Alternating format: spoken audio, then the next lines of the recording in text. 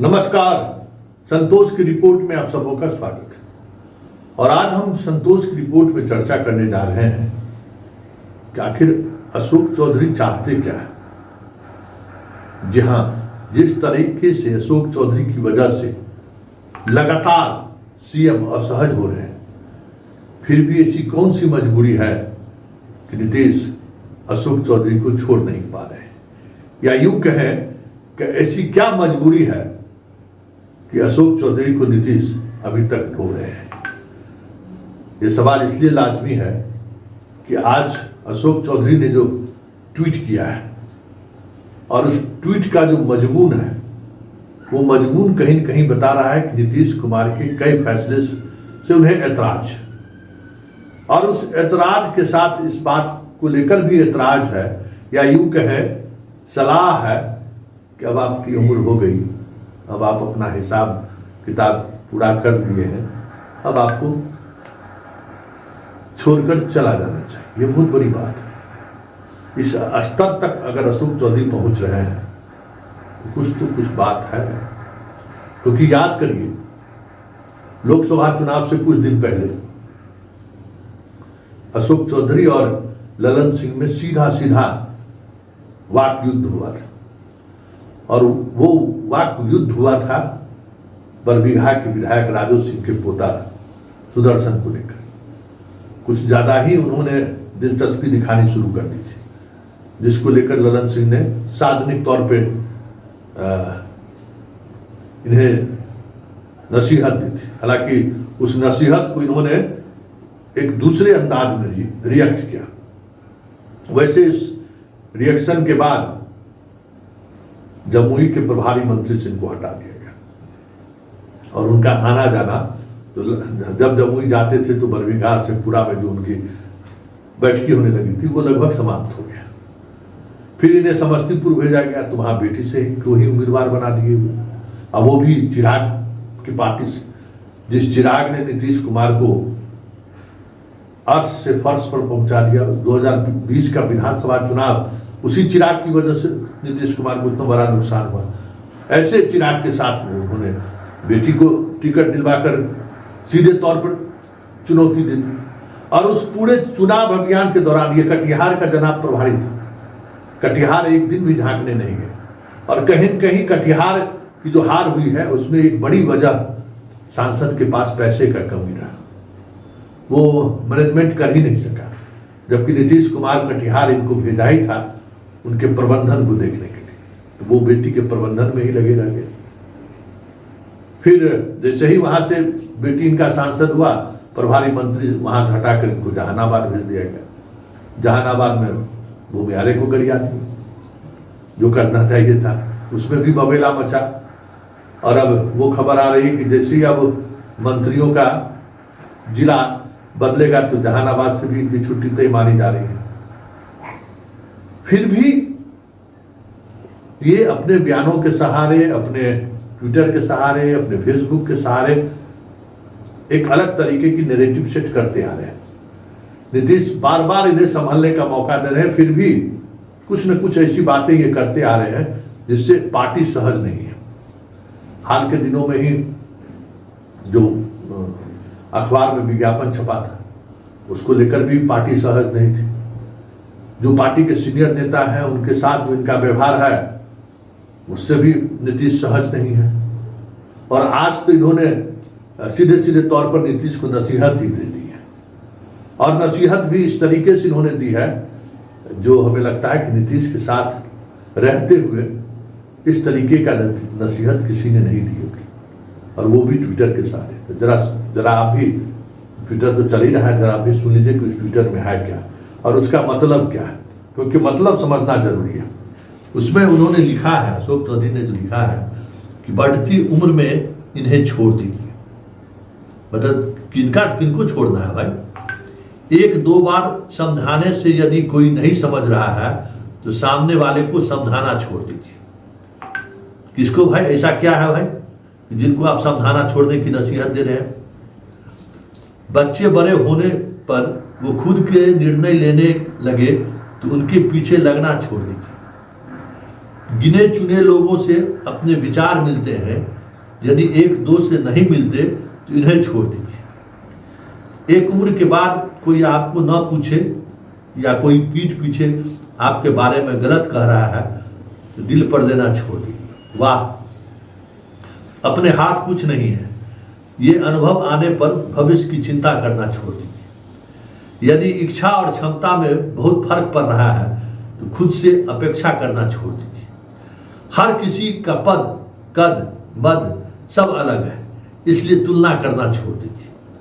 और अंत में उन्होंने लिखा है कि बढ़ती उम्र में जीवन का आनंद लीजिए, रोज जमा खर्च की चिंता करना छोड़ दीजिए।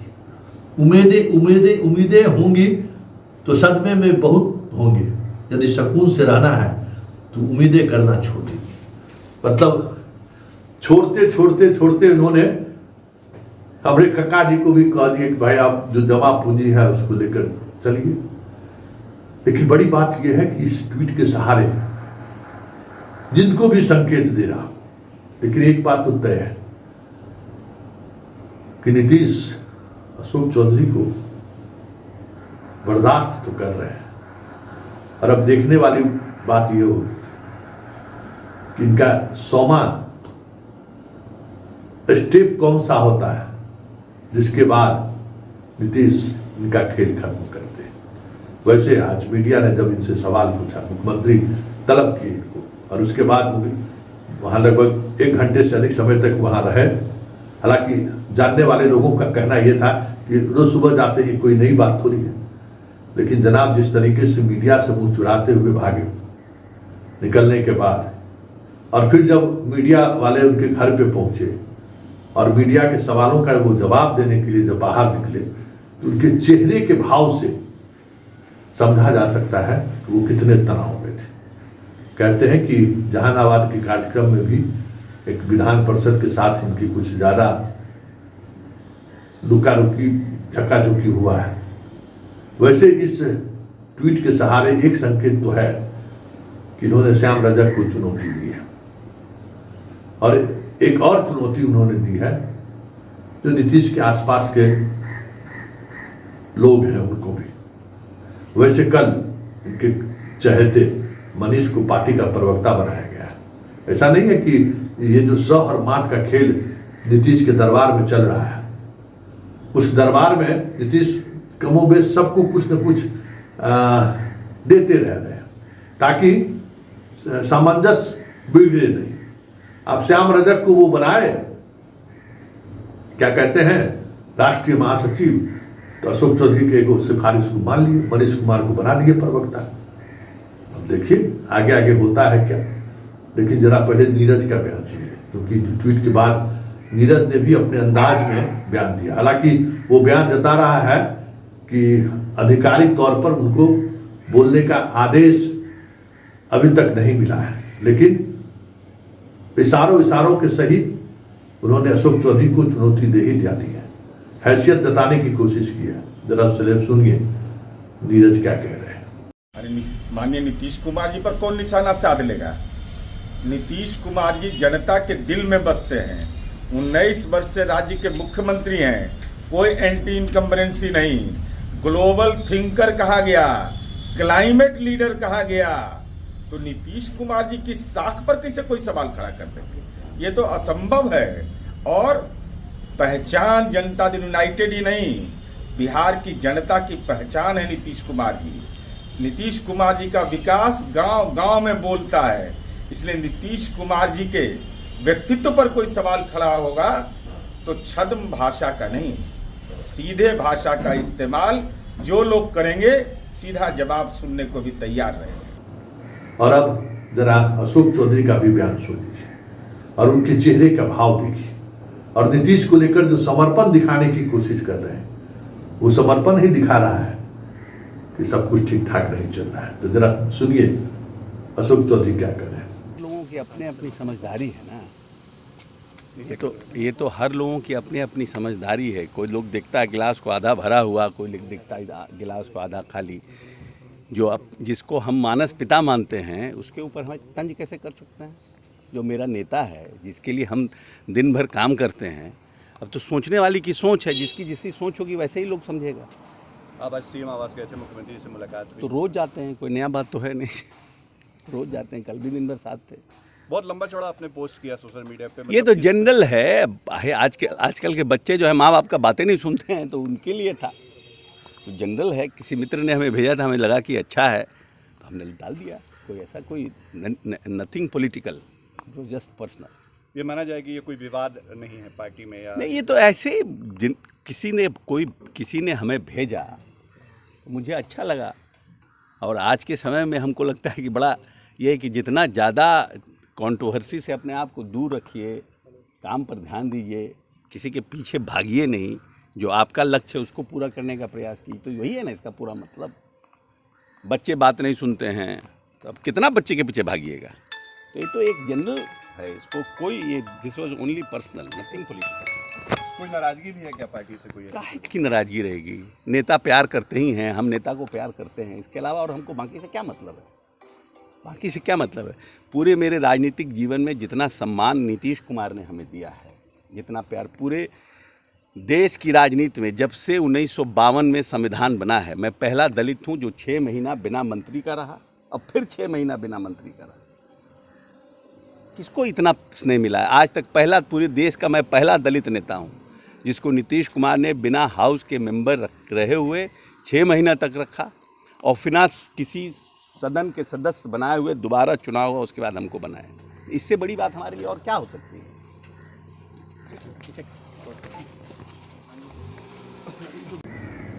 तो सुन लिया आपने, मतलब चीजें कुछ न कुछ चीजें चल रही हैं और उसको लेकर अशोक चौधरी सहज नहीं है।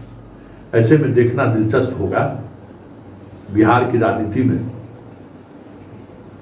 नीतीश के साम्राज्य का विभीषण कौन होगा, क्योंकि जिस भूमिका में अशोक चौधरी आगे बढ़ रहे हैं, संकेत तो कुछ ऐसा ही दिख रहा है। लेकिन बड़ा सवाल यह है कि बीजेपी अभी इस वक्त इस तरीके के जदयू के अंदर में जो चीजें चल रही हैं, उसमें किसी एक के साथ खड़े होने की स्थिति में है क्या? बड़ा सवाल यही है। इसलिए कहीं इस खेल के पीछे चिराग मॉडल तो नहीं है। चलिए देखिए, राजनीति को समझने की जरूरत है और राजनीति को एंजॉय कीजिए। अभी बहुत कुछ देखना बाकी है। 2025 आने से पहले बहुत कुछ देखने को मिलेगा और इतना तय मानिए कि नीतीश जो है ना, मृत्यु सैया पर भी रहेंगे तो वो जो उनका 6 से 8% वोट है ना, वो वोट उन्हें शानदार विदाई देने के लिए सभी पॉलिटिकल पार्टी को मजबूर करेगा।